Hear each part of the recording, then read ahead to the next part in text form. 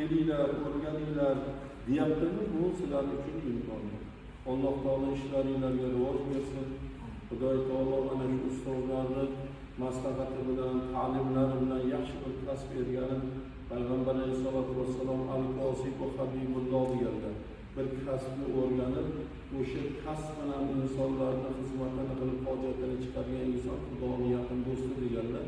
Shu kasbinglarga Xudo barakot bersin. Alloh taolo yaxshi bir sirlarni o'rganib, shu kelajak hayotinglarda xalqqa xizmat qilib, o'zinglarga bir daromad orttirib, yaxshi uy, yaxshi mashinalar olib, onalarni hajlarga olib borib, o'zinglarni tengdoshinglar ichida eng boyi, eng saxovatlisi, zakot beradigan, masjid quradigan boylardan bo'linglar. Avvalambor o'sha ustoz kim bo'lishidan qat'iy nazarini topish kerak. Nazardan qolib ketishdan saqlanish kerak. Ularning hurmatini joyiga qo'yib, ustoz deb xizmatlarni qilib, ularning ilmlarini o'rganish kerak. Alloh taolo bu korxonalarga o'zi barakot bersin.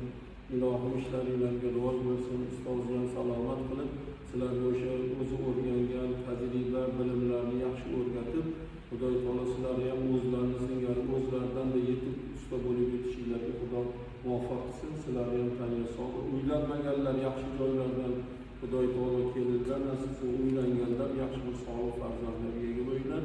Mana farzandlarimiz ham sizlarni qo'linglarga topshiramiz. Ilohim ham mana shu ishga muhabbatli, ixlosli bo'lib yaxshi usta bo'lishini nasib qilsin.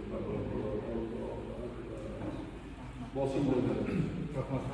Bosinglar. Bu qiyin ish emas. Yuk ko'taringsizlar, qo'linglar moy bo'lmaydi, charchamaysizlar. Shu sal ozgina qo'l bilan to'g'rimi? Alloh taolo ishinglarga rivoj bersin. Rahmat.